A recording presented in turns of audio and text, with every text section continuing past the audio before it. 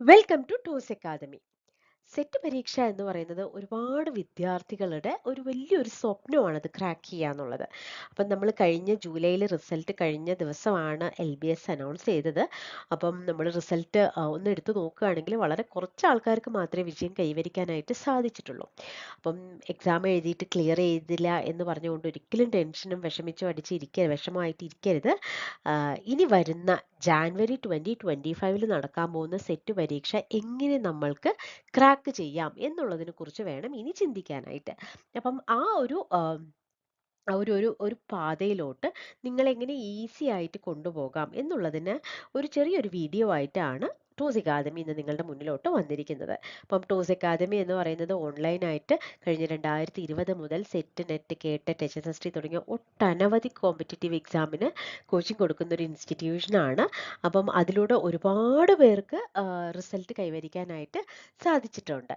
അപ്പം നമ്മൾ ഇത്തവണത്തെ ഈ ഒരു ജാനുവരി 2025 വരുന്ന ഒരു എക്സാം എന്ന് പറയുന്നത് വളരെ ഇമ്പോർട്ടൻ്റ് ആയിട്ടുള്ള ഒരു എക്സാം ആണ്. അപ്പം നിങ്ങൾ എത്രയും പെട്ടെന്ന് ഇന്ന് തന്നെ പഠിക്കാൻ തുടങ്ങാൻ പറ്റുമെങ്കിൽ ഇന്ന് തന്നെ നിങ്ങൾ എന്ത് ചെയ്യണം, പഠിച്ചു തുടങ്ങാനായിട്ട് ശ്രമിക്കണം. അപ്പം ഇത് ടോസ് അക്കാദമിയിൽ നമ്മൾ അഡ്മിഷൻ ആരംഭിച്ചിട്ടുണ്ട്. അപ്പം നിങ്ങൾക്ക് ജോയിൻ ചെയ്യാൻ താല്പര്യം ഉണ്ടെങ്കിൽ ഈ ഒരു വീഡിയോയിൽ തന്നിട്ടുള്ള നമ്പറിൽ കോൺടാക്ട് ചെയ്യാവുന്നതാണ്. ഇതാണ് നമ്പർ. ഓക്കെ. അപ്പം നമ്മൾ ഈ ഒരു വീഡിയോ എന്ന് പറയുന്നത് സെറ്റ് ഇക്കണോമിക്സ് ആസ്പിരൻസിനുള്ളതാണ്. അപ്പം നമ്മൾ ഈ ഒരു വീഡിയോയിലൂടെ വളരെ ഇമ്പോർട്ടൻ്റ് ആയിട്ട് നിങ്ങൾ ശ്രദ്ധയൂന്നിക്കൊണ്ട് തന്നെ പഠിക്കേണ്ട കുറച്ച് പോർഷൻസ് ഏതൊക്കെയാണെന്നുള്ളതാണ് നമ്മളിതിൽ പറയാനായിട്ട് പോകുന്നത്. അപ്പം നമ്മൾക്ക് 6 യൂണിറ്റുകളാണ് ഉള്ളത്. അപ്പം ഈ 6 യൂണിറ്റ് എന്ന് പറയുന്നതും ഈക്വലി ഇമ്പോർട്ടൻ്റ് ആണ്. കാരണം ഓരോ തവണ ക്വസ്റ്റ്യൻസ് വരുമ്പോഴും നമ്മൾക്ക് യൂണിറ്റുകൾ മാറി മാറി വരാറുണ്ട്. അപ്പം അതുകൊണ്ട് തന്നെ ഇന്ന യൂണിറ്റ് നന്നായിട്ട് പഠിച്ചാൽ നല്ല മാർക്ക് കിട്ടും എന്ന് പറയാനായിട്ട് സാധിക്കാത്ത ഒരു സിറ്റുവേഷനാണ്. അപ്പം അതുകൊണ്ട് തന്നെ എല്ലാ യൂണിറ്റുകൾക്കും ഈക്വൽ വെയിറ്റേജ് കൊടുത്തുകൊണ്ട് തന്നെ പഠിക്കാനായിട്ട് ശ്രമിക്കണം. അപ്പം നമ്മൾ മൈക്രോ ഇക്കണോമിക്സ് എടുക്കുകയാണെങ്കിൽ അതിന് ആദ്യത്തെ തന്നെ ആ തിയറി ഓഫ് കൺസ്യൂമർ ബിഹേവിയർ എന്ന് പറയുന്നത് വളരെ ഇമ്പോർട്ടൻ്റ് ആണ്. അതിൽ Gosens first law, second law, indifference curve, അതുപോലെ തന്നെ ഇൻകം, പ്രൈസ്, സബ്സ്റ്റിറ്റ്യൂഷൻ ഇഫക്ട്സ്, അത് പല ഗുഡ്സിൻ്റെ കേസിൽ അത് എപ്പോഴും ക്വസ്റ്റ്യൻസ് വരാറുണ്ട് ആ ഒരു ഏരിയയിൽ നിന്ന്. പിന്നെ പല effects, band wagon, stop, Veblen effect, പിന്നെ അതുപോലെ തന്നെ എങ്കൽ കർവ്, അത് വളരെ ഇമ്പോർട്ടൻ്റ് ആണ്. ആ എങ്കൽസ് ലോ എന്താണെന്നുള്ളത്. പിന്നെ അതുപോലെ തന്നെ കൺസ്യൂമർ ഇക്വിലിബ്രിയം, അത് വളരെ ഇമ്പോർട്ടൻ്റ് ആണ്. പിന്നെ ഹിക്സ് ആൻഡ് സ്ലട്സ്കീൻ്റെ സബ്സ്റ്റിറ്റ്യൂഷൻ ഇഫക്റ്റ് എന്ന് പറയുന്നത്. അപ്പം അതായത് ഇൻഡിഫറൻസ് കർവ് ഏതിലാണ് ഷിഫ്റ്റ് ചെയ്യുന്നത്, കോമ്പൻസേറ്ററി വേരിയേഷൻ ഇൻ ഇൻകം ഏതിൽ വരുന്നു എന്നുള്ള കാര്യമൊക്കെ നോക്കി വെക്കണം. പിന്നെ price elasticity of demand, cross elasticity of demand, അതുപോലെ തന്നെ ഇൻകം ഇലാസിറ്റി ഓഫ് ഡിമാൻഡും വളരെ ഇമ്പോർട്ടൻ്റ് ആണ്.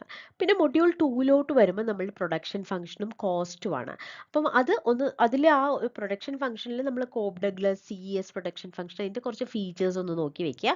പിന്നെ അതുപോലെ തന്നെ അതിൽ ഐസോ കോണ്ട്, അതിൻ്റെ ടൈപ്പ്, ഫീച്ചേഴ്സ്, അതുപോലെ തന്നെ അത് പല തരത്തിലുള്ള ഗുഡ്സ് വരുമ്പോൾ അതിൽ എങ്ങനെയാണ് വരുന്നത്, പിന്നെ ഐസോ കോസ്റ്റ്, അതിൻ്റെ ഐസോ കോസ്റ്റ് ലൈൻ, പിന്നെ returns to scale calculation, translog production function, പിന്നെ അതുപോലെ തന്നെ കോസ്റ്റ് ഭയങ്കര ഇമ്പോർട്ടൻ്റ് ആണ്.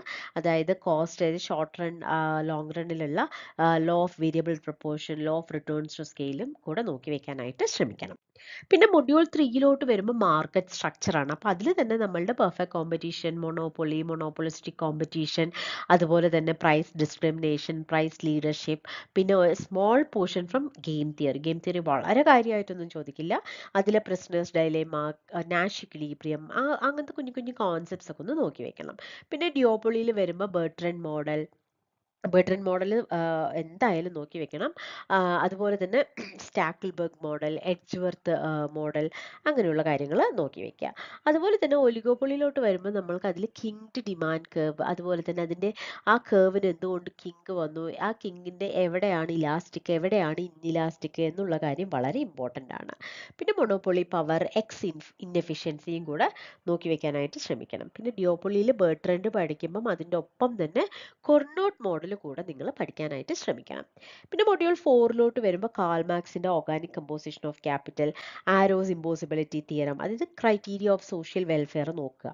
അതിൽ ആരോന്റെ തിയറം, സോഷ്യൽ വെൽഫെയർ ഫംഗ്ഷൻ, പിന്നെ അതുപോലെ തന്നെ നമ്മളുടെ adverse selection problem, market for lemon, പിന്നെ general equilibrium and partial equilibrium, Walras law, അതും വളരെ ഒരു ബേസിക് ആയിട്ടുള്ള ഒരു നോളജ് അതിലൊന്ന് കൊണ്ടുവരാനായിട്ട് ശ്രമിക്കുക. പിന്നെ ഇപ്പം നമ്മൾ ഈ ഒരു ഇത് പറഞ്ഞ് ഇത്രയാണ് സിലബസിൽ പറയുന്നതെങ്കിലും നമ്മൾ കഴിഞ്ഞ വർഷങ്ങളിലുള്ള ക്വസ്റ്റ്യൻ പേപ്പേഴ്സ് എടുത്ത് നോക്കുമ്പം കുറേ ഔട്ട് ഓഫ് സിലബസ് ക്വസ്റ്റ്യൻസ് വന്നിട്ടുണ്ട്. ഔട്ട് ഓഫ് സിലബസ് എന്ന് പറഞ്ഞാൽ ഇതെല്ലാം HSSTയുടെ സിലബസിൽ വരുന്ന യൂണിറ്റ് ടോപ്പിക്കുകളാണ്.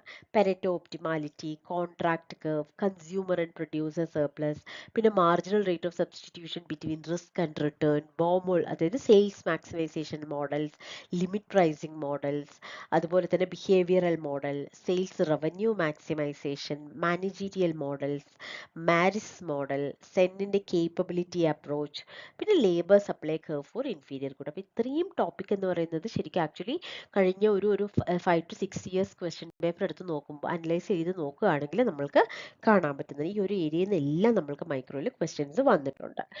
മാക്രോയിലോട്ട് വരുമ്പം നമ്മൾ ആ മൊഡ്യൂൾ 1 നമ്മൾ പഠിക്കുന്ന national income and it's related concepts നന്നായിട്ട് നോക്കുക. ISLM വളരെ ഇമ്പോർട്ടൻ്റ് ആണ്.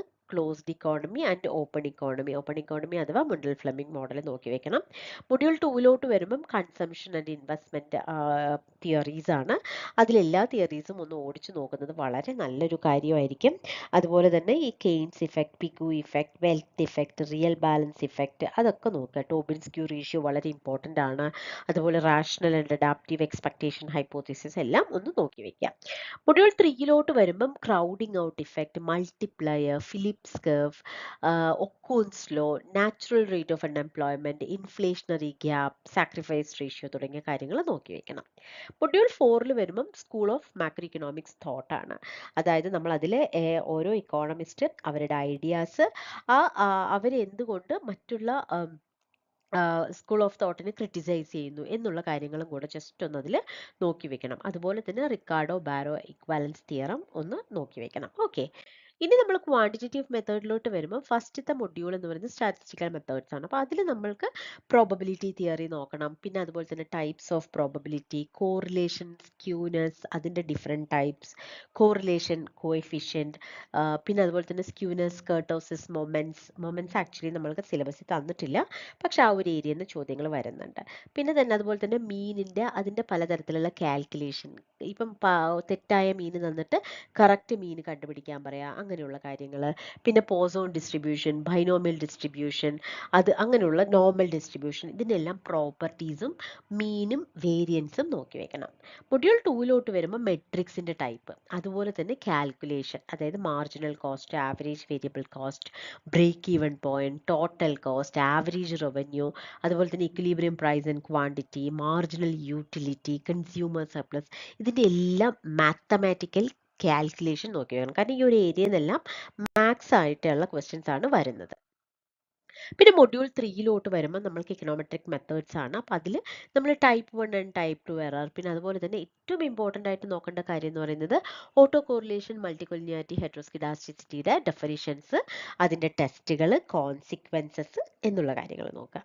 പിന്നെ ഈ മൊഡ്യൂളിൽ ഇല്ലാത്തതെന്ന് പറയുന്നത് specification error, ANOVA and ANCOVA model, പിന്നെ അതുപോലെ തന്നെ ഗോസ്മാർക്കോ തിയറം, ബ്ലൂ പ്രോപ്പർട്ടി നോക്കണം. അതുപോലെ തന്നെ ആ ഒരു 10 features, assumptions, classical linear regression മോഡലിൻ്റെ അതൊന്നും നോക്കി വെക്കണം. പിന്നെ dummy variable trap, maximum likelihood method, parametric and non parametric approach. ഈ പാരാമെട്രിക് എന്ന് പറയുന്നതാണ് നമ്മളുടെ ടി ടെസ്റ്റ്, എഫ് ടെസ്റ്റ്, അങ്ങനെയുള്ള കാര്യങ്ങൾ. അതുപോലെ തന്നെ Mann Whitney test, U test, chi square test, അതൊക്കെയാണ് നമ്മൾ ഈ നോൺ പാരാമെട്രിക്കിൽ. അപ്പോൾ അതെല്ലാം ഒന്ന് നോക്കി വെക്കണം. പിന്നെ നോർമാലിറ്റി ടെസ്റ്റ് നമ്മൾ നോക്കി വെക്കണം, അതായത് zero mean and constant variance എന്ന് പറയുന്ന സംഭവം. പിന്നെ മൊഡ്യൂൾ 4 വരുമ്പോൾ നമ്മളുടെ നോൺ പ്രോബബിലിറ്റി സാമ്പിളിംഗ് എൻ്റെ പല പ്രോബബിലിറ്റി ആൻഡ് നോൺ പ്രോബബിലിറ്റി നോക്കുക. അതുപോലെ തന്നെ ഈ F test, T test, 1 tail, 2 tail, degrees of freedom, അങ്ങനെയുള്ള കാര്യങ്ങൾ. പിന്നെ ഈ പ്രൈസ് ഇൻഡെക്സിൻ്റെ 1-2 തവണയാണ് ചോദിച്ചിരിക്കുന്നത്. അപ്പോൾ അതും കൂടെ ജസ്റ്റ്, അതാണ് ഐഡിയൽ ഇൻഡെക്സ് എന്ന് പറയുന്നത്, ലാസ്റ്റ് പേഴ്സിൻ്റെ ഭാഷ ഇൻഡെക്സിൻ്റെ. അപ്പോൾ അതൊന്ന് ജസ്റ്റ് ഒന്ന് നോക്കി വെക്കാം. പിന്നെ യൂണിറ്റ് 4 വരുമ്പം നമ്മൾ പ്രധാനമായിട്ടും ഇതിൽ നമ്മൾ പഠിച്ചു വെക്കേണ്ടത് റീസെൻ്റ് ആയിട്ടുള്ള സ്കീംസ്, അതുപോലെ തന്നെ പോളിസീസ്, പ്രോഗ്രാംസ്, പിന്നെ അതുപോലെ തന്നെ കറണ്ട് ബഡ്ജറ്റ്, യൂണിയൻ ബഡ്ജറ്റ് നമ്മൾ നോക്കി വെക്കണം.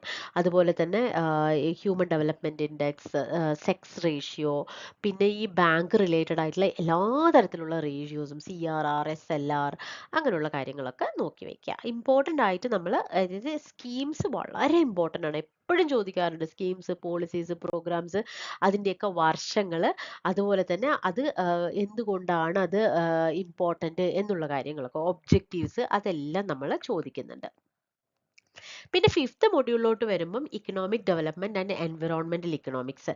അപ്പോൾ അവിടെ നമ്മൾ നോക്കുവാണെങ്കിൽ ഇതന്നെ HDI, PQLI, ഇത് ആക്ച്വലി ഈ ഒരു ടോപ്പിക്കും യൂണിറ്റ് 4ഉം തമ്മിൽ ഒരു കണക്ഷൻ ഉണ്ട്. അപ്പം അത് ഈ റീസെൻ്റ് ആയിട്ടുള്ള എല്ലാ കാര്യങ്ങളും ഇതിൽ പഠിച്ചു വെക്കണം. പിന്നെ അതുപോലെ തന്നെ എൻവിറോൺമെന്റൽ ഇക്കണോമിക്സിലോട്ട് വരുമ്പോൾ നമ്മൾക്ക് അതിലോട്ട് വരാം. അതിന് മുമ്പ് ഇക്കണോമിക് ഗ്രോത്ത് നമ്മൾ എടുക്കുകയാണെങ്കിൽ എല്ലാ തരത്തിലുള്ള മോഡൽസും ആരാണ് കൊണ്ടുവന്നത്, ഏത് വർഷം കൊണ്ടുവന്നു, എന്തുകൊണ്ടാണ് അത് ഇമ്പോർട്ടൻ്റ്, അതിൻ്റെ ഒബ്ജക്റ്റീവ്സ്, അങ്ങനെയുള്ള കാര്യങ്ങളെല്ലാം നോക്കി വെക്കുക. അതുപോലെ തന്നെ ഇത് ഇമ്പോർട്ടൻ്റ് ആയിട്ട് നോക്കേണ്ടത് ഈ indicators of development, inequality measures, Marx model, Harrod Domar model, Solow model, dualism, Lewis theory, balanced and unbalanced growth theory, critical minimum effort theory. ഇത് വളരെ ഇമ്പോർട്ടൻ്റ് ആയിട്ട് നോക്കി വെക്കണം.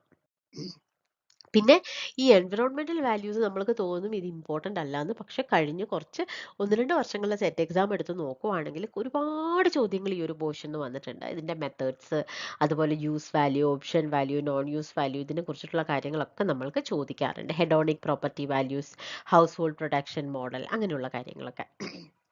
പിന്നെ ഇന്ത്യയിലുള്ള ഈ നാച്ചുറൽ റിസോഴ്സ് റിലേറ്റഡ് ആയിട്ടുള്ള പോളിസീസും സ്കീംസും പ്രോഗ്രാംസും എല്ലാം ഒന്ന് ലോ, അതെല്ലാം ഒന്ന് നോക്കി വെക്കണം. ഇനി യൂണിറ്റ് 6ലോട്ട് വരുമ്പോൾ money, banking, public finance and international trade ആണ്. ഇപ്പം മണി ആൻഡ് ബാങ്കിങ് എടുക്കുകയാണെങ്കിൽ demand and supply of money, അതിൻ്റെ തിയറീസ് എന്തായാലും നോക്കി വെക്കണം.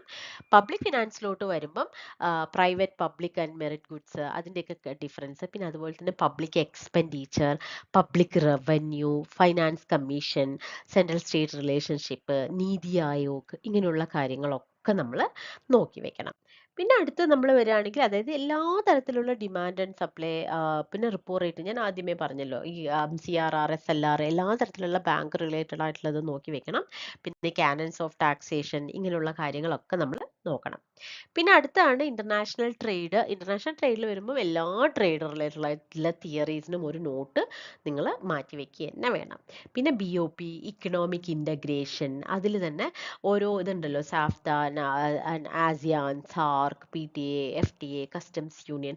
അപ്പോൾ ഇതിൻ്റെയൊക്കെ എപ്പോഴാണ് അത് ഫോം ചെയ്തത്, അതിൻ്റെ ഒബ്ജക്റ്റീവ്സ് എന്താണ് എന്നുള്ളതിൻ്റെ ഒരു നോട്ട് എഴുതി വെക്കുക. അതുപോലെ തന്നെ ഈ appreciation, depreciation, flexible and floating exchange rate തുടങ്ങിയ കാര്യങ്ങളൊക്കെ നോക്കി വെക്കണം. അപ്പം ഇത്രയാണ് നമ്മൾ, അതായത് നമ്മുടെ സിലബസ് എന്ന് പറയുന്നത് വളരെ സിമ്പിൾ ആൻഡ് ഈസിയാണ്. പക്ഷെ പ്രിപ്പറേഷൻ നമ്മൾ ഇന്ന് തന്നെ തുടങ്ങിയാൽ മാത്രമേ ഇനി വരുന്ന ജാനുവരിയിലുള്ള എക്സാമിന് നമ്മൾക്ക് ഈസി ആയിട്ട് ക്രാക്ക് ചെയ്യാനായിട്ട് സാധിക്കുള്ളൂ. അപ്പം നിങ്ങൾക്ക് ഹെൽപ്പ് എന്തെങ്കിലും ആവശ്യമുണ്ടെങ്കിൽ ടോസ് അക്കാദമിയിൽ ജോയിൻ ചെയ്യുക. നമ്മളെല്ലാ നോട്ട്സും ക്ലാസ്സസും റെക്കോർഡഡ് ആയിട്ടാണ് ഇടുന്നത്. അപ്പം നിങ്ങൾക്ക് ഏത് ടൈമിൽ വേണമെങ്കിലും ആക്സസ് ചെയ്യാനായിട്ട് സാധിക്കും. അതുപോലെ ഡൗട്ട് നിങ്ങൾക്ക് എപ്പോൾ വേണമെങ്കിലും ക്ലിയർ ചെയ്യാം. നമ്മൾ ഒരുപാട് എല്ലാ വീക്കും നമ്മൾ എക്സാംസ് നടത്തുന്നുണ്ട്.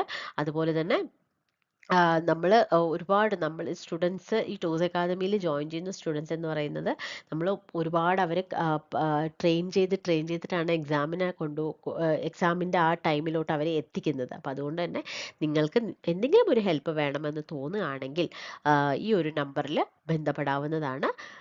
വളരെ എത്രയും പെട്ടെന്ന് തന്നെ ജോയിൻ ചെയ്യാനായിട്ട് ശ്രമിക്കുക. നല്ലൊരു റിസൾട്ട് എല്ലാവർക്കും ഉണ്ടാവാനായിട്ട് പ്രാർത്ഥിക്കുന്നു. Thank you all.